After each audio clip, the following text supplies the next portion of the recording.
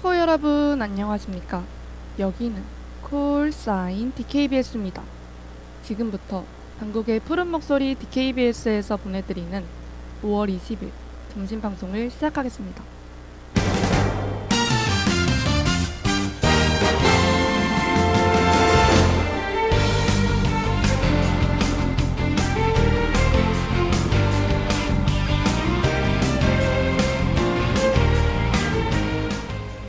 레이더 당국.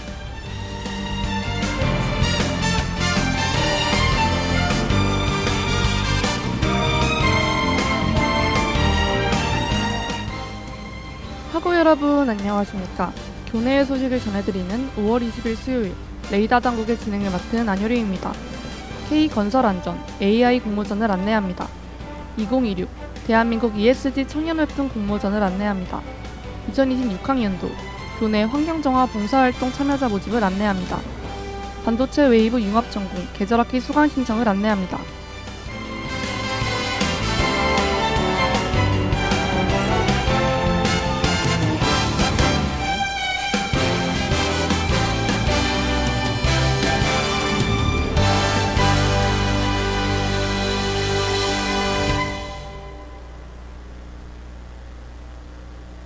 K건설안전 AI 공모전을 안내합니다. 공모 자격은 대한민국 국민 누구나이며 공모 주제는 건설 현장의 안전을 지키는 방법 또는 건설 안전의 미래 비전 등입니다. 공모 기간은 6월 1일까지이며 시장 내역은 대상 150만원 등입니다. 지원 방법은 공식 홈페이지를 통해 온라인 접수하시면 됩니다. 자세한 사항은 국토교통부 홈페이지를 참조하시길 바랍니다.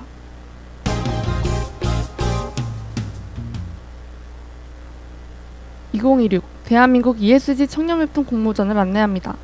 공모 자격은 대학생 및 중고등학생이며 공모 주제는 친환경, 나눔과 기부, 기업 가치 제고입니다. 공모 기간은 5월 31일까지이며 시장 내역은 총 상금 1,000만원 등입니다.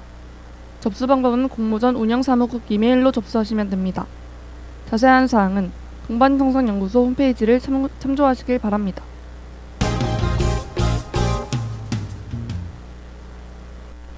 (2026학년도) 교내 환경정화 봉사활동 참여자 모집을 안내합니다.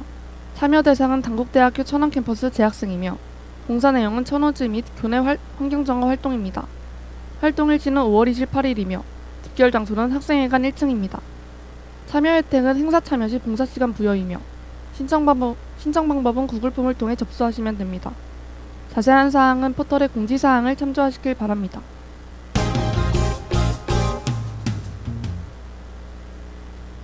반도체 웨이브 융합전공 계절학기 수강 신청을 안내합니다. 모집 대상은 반도체 부트캠프 교과목 수강 이력이 있는 학생이며 모집 기간은 5월 28일까지입니다. 수강 학점은 최대 6학점이며 신청 방법은 부트캠프 홈페이지 내 프로그램 신청을 통해 강제 입력 형태로 접수하시면 됩니다. 자세한 사항은 포털의 공지사항을 참조하시길 바랍니다.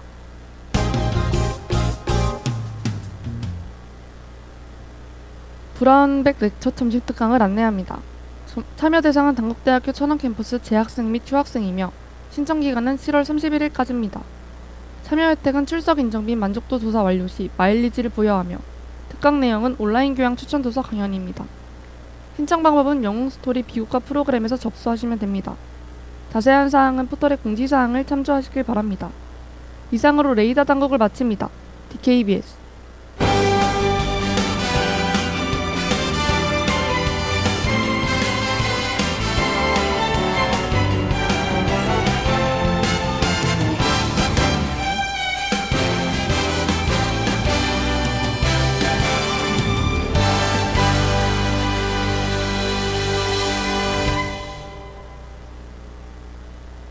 그럼 저는 음율의 마음의 형태와 로고송 듣고 대한민국의 각종 범죄 사건을 소개하는 코너 사건 파일 DKBS로 돌아올게요.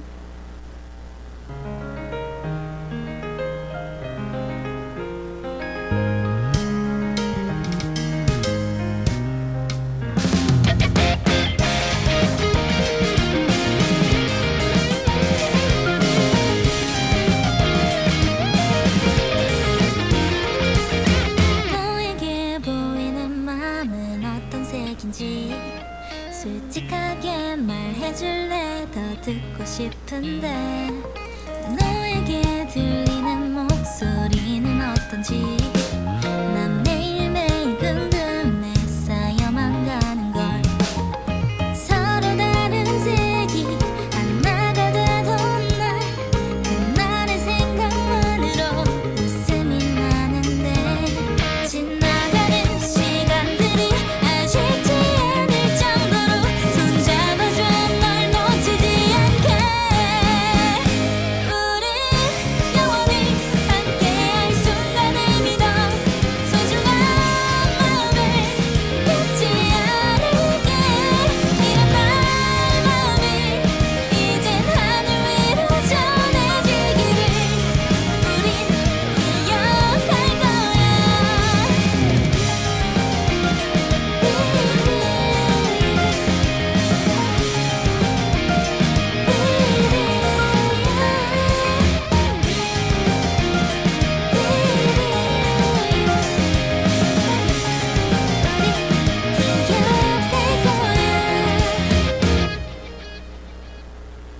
하나 둘 세어보면 더 알게 될 거야 두 눈을 마주보면 전해질 거야 우리가 만난 그날부터 지켜주고 있다는 거 알고 있어 이제 너에게 특별한 빛 비춰줄게 서로 다른 색이 하나가 되던 날 그날의 생각만으로 웃음이 나는데 지나가는 시간들이 아쉽지 않을 정도로 손잡아줘 널 놓치지 않게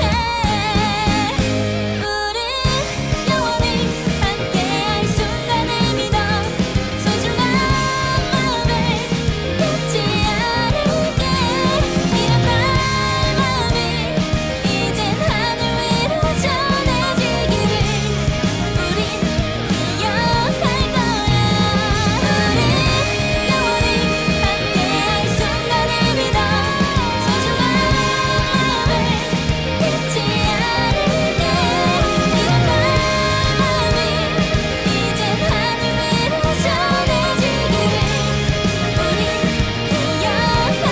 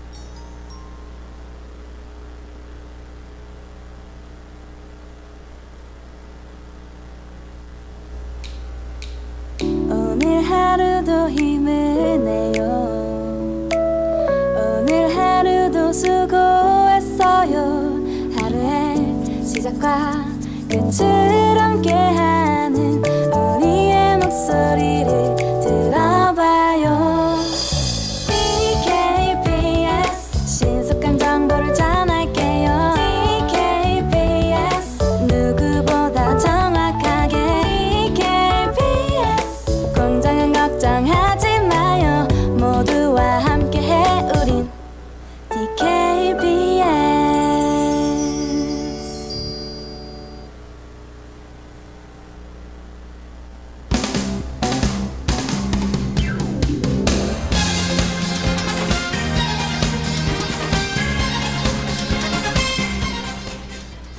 사건 파일 DKBS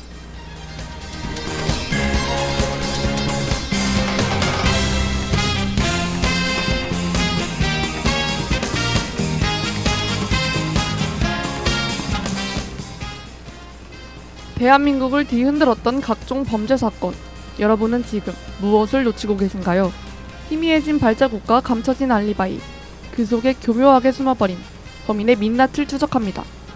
가슴 아픈 이야기부터 참을 수 없는 분노를 유발하는 사건들까지 이제 저와 함께 사건 파일의 첫 페이지를 펼쳐보시죠. 안녕하세요. 저는 사건 파일 DKBS의 프로파일러 안효리입니다.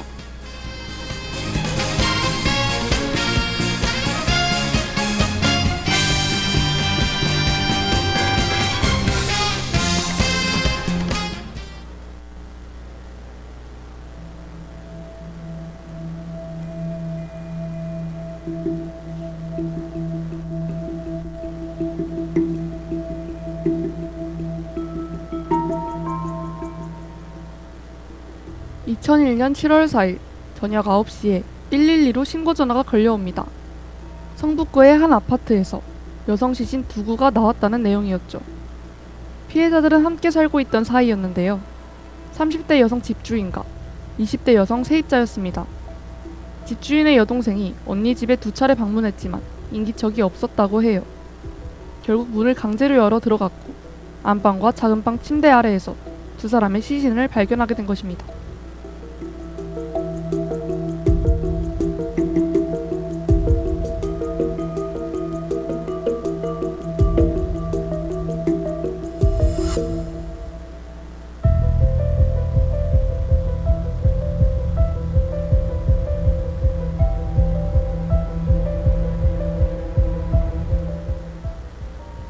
두 시신에는 특이한 공통점이 하나 있었는데요. 마치 데칼코마니처럼 사망해 있었습니다. 두 사람 모두 잠을 자다 뒤척인 듯한 자세로 숨져 있었죠. 그리고 신발과 가방이 각 시신 옆에 가지런히 놓여 있었습니다. 이는 범인이 침대 및 프레임 안에 소지품들을 숨겨둔 것이었죠. 현장에는 범인이 침입한 흔적과 집을 물색한 흔적도 전혀 없었습니다. 게다가 범인의 국적과 DNA, 지문조차 없었어요.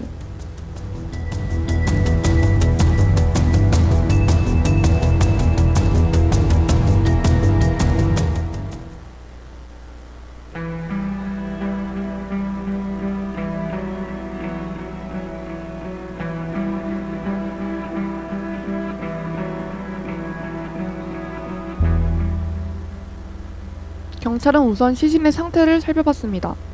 집주인 여성의 목에 끈으로 조른 듯한 자국이 발견되죠. 손목 양쪽에도 끈으로 묶였던 자국이 나왔는데요. 세입자도 역시 같은 방식으로 목이 졸려 사망했습니다.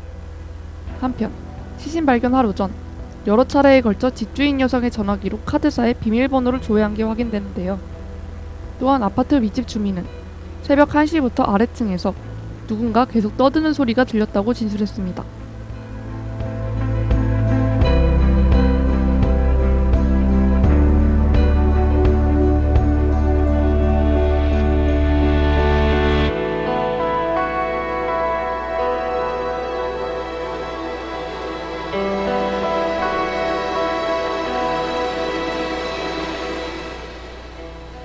정황상 돈을 노린 강도살인인가 싶었지만 피해자들의 지갑 속 돈은 그대로였죠. 다만 집주인의 차 키와 차량이 사라진 상태였는데요. 경찰은 범인이 차를 타고 달아난 것으로 추정했습니다. 당시 수사팀은 용의자가 면식범일 가능성에 더 무게를 두고 주변인 중심으로 수사를 시작했는데요. 경찰은 두 사람 모두와 가까운 공통 지인을 찾기 시작했고 놀랍게도 용의자를 금세 특정할 수 있었습니다.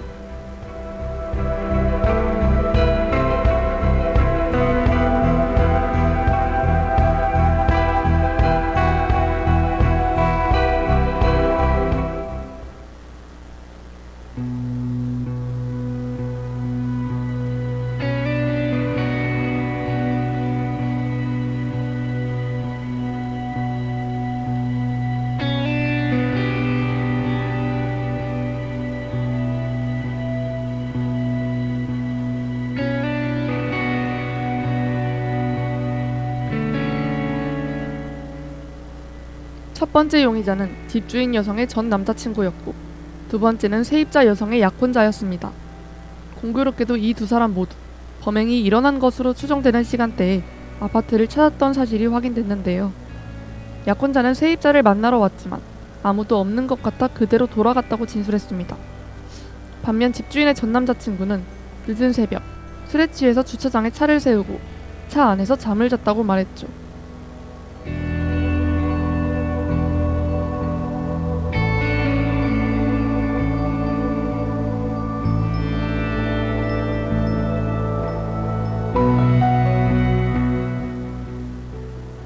사람에게는 또 다른 수상한 점도 있었습니다.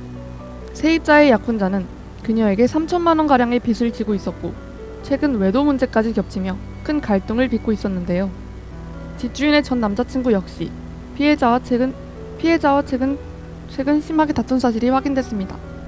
경찰은 결국 두 사람을 상대로 거짓말 탐지 조사를 진행하기로 했죠. 하지만 두 사람 모두 범행을 강하게 부인했습니다. 그리고 거짓말 탐지 결과 역시 진실 반응으로 나타났어요.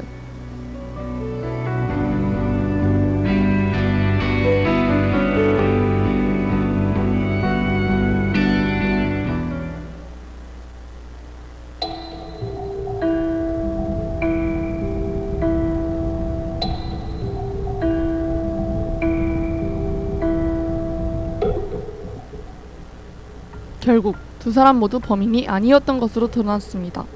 며칠 후 수사 상황을 뒤집을 만한 사건이 발생하죠.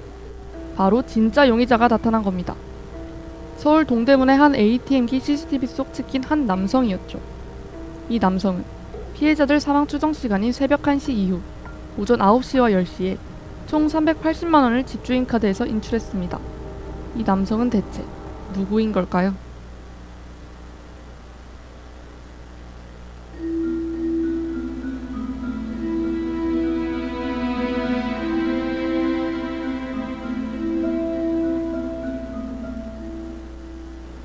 CCTV 속 범인의 얼굴은 앞선 두 용의자가 아니었습니다.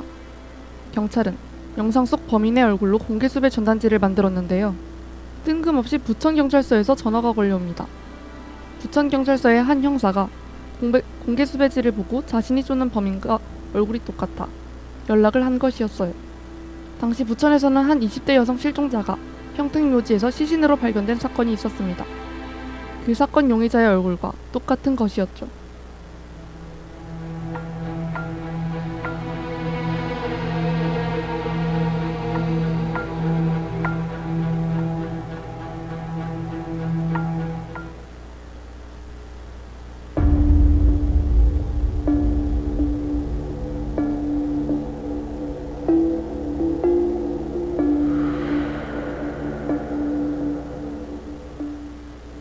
한편 부천에서는 연쇄 강도 사건도 발생했었죠.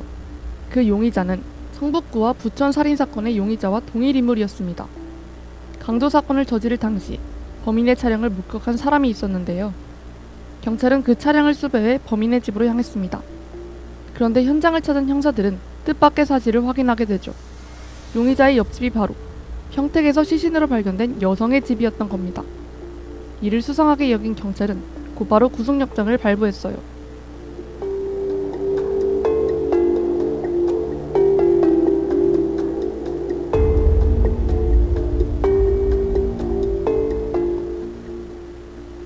이 사건의 범인은 부천에서 연쇄강도 사건과 옆집 여성 살해를 저지른 뒤 다시 성북구에서 또 다른 살인까지 벌였던 것으로 드러났습니다.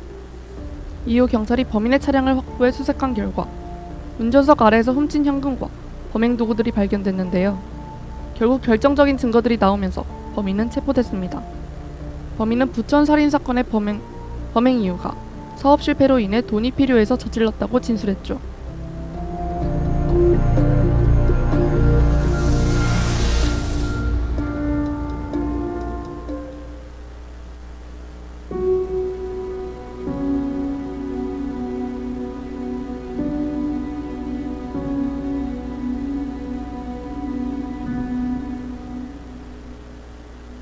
(7월 6일) 범인은 성북구 범행 당시 차를 몰고 친누나를 만나러 가던 중이었다고 합니다. 그런데 이동하던 중 차량 기름이 떨어지자 돈을 마련하기 위해 강도를 결심했다는 건데요. 범인은 기름값을 훔칠 목적으로 성북구의 한 아파트에 들어가 1층부터 집집마다 현관문을 열어봤다고 합니다. 그러던 중 피해자들의 집 문이 잠겨있지 않은 것을 확인했고 그대로 안으로 들어갔다고 설명했죠.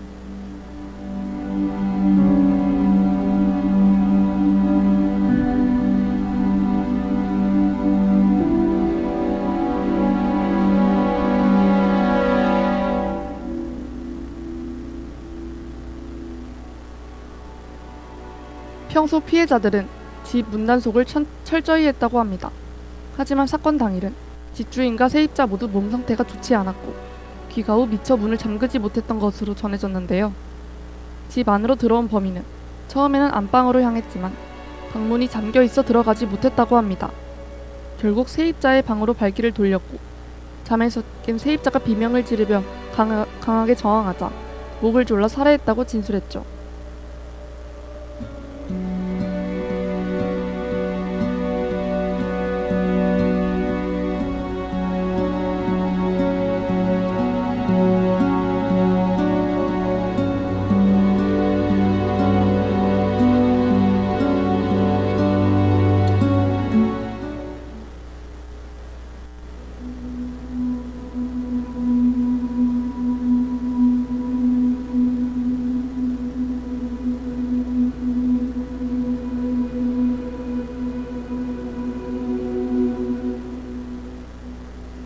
범인은 집안에서 훔칠 물건을 찾던 중 베란다에 놓인 골프채를 보고 돈이 많은 집일 것이라 생각했다고 합니다.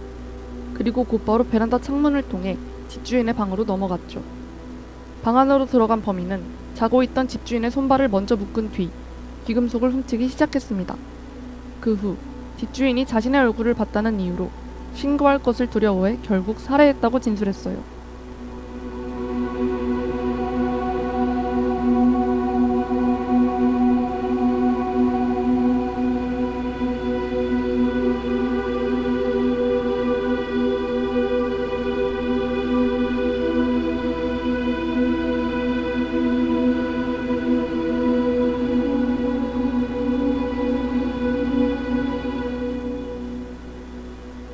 두 사람을 살해 후 범인은 오랫동안 집에 머물며 시신을 은닉하고 증거를 인멸했다고 해요.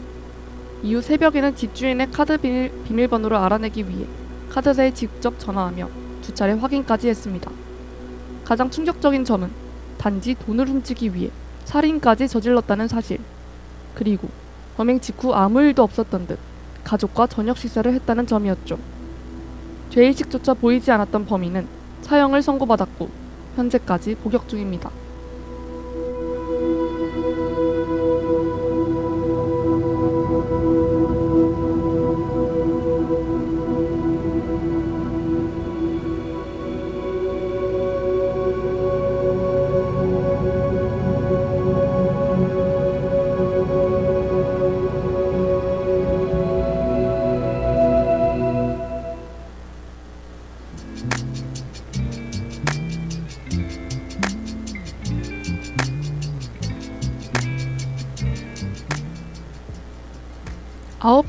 아홉 번째 사건 파일의 이름은 성북구 침대 시신 사건이었습니다. 오늘은 DKBS 사건 파일의 마지막 방송이었는데요. 다들 어떠셨나요? 앞으로 대한민국의 흉악한 범죄 사건이 줄어들길 바라며 방송 마무리하겠습니다. 그럼 범프 오브 치킨의 레이 보내드리며 인사드릴게요.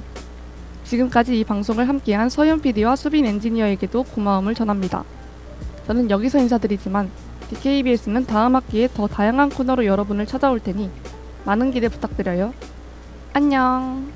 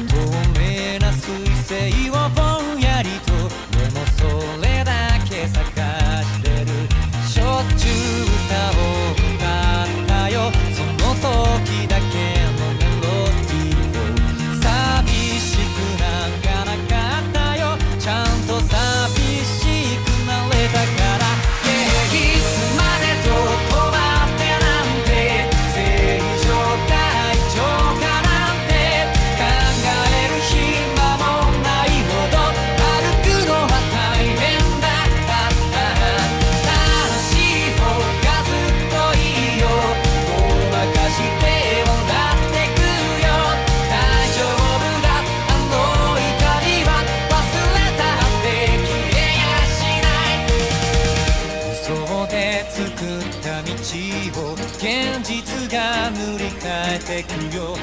思い出はその奇跡の上で輝きになって残ってる。お別れしたのはなんで何のためだったんだろうな。悲しい光が僕の影を前に長く伸ばしてる。時々熱が出るよ。時間がある時眠るよ。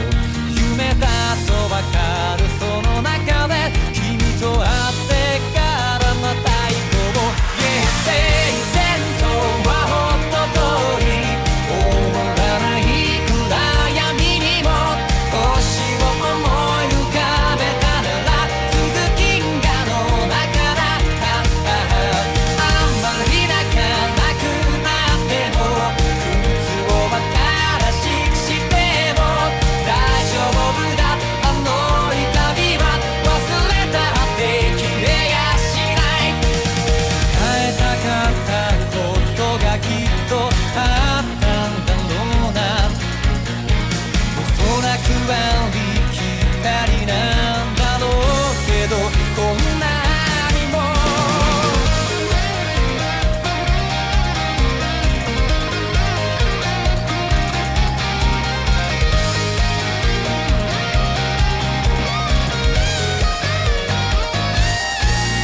お別れしたことは出会ったこととつながっている。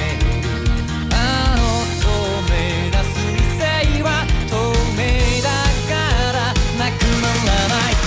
丸×三角どれかなんてみんなと比べてどうかなんて確かめる間もないほど生きるのは最高だった。あんまり泣かなくなってもごまかしてもらってくよ。大丈夫だ。あの痛みは忘れたって消えやしない。大丈夫だ。この光の始まりには君がいる。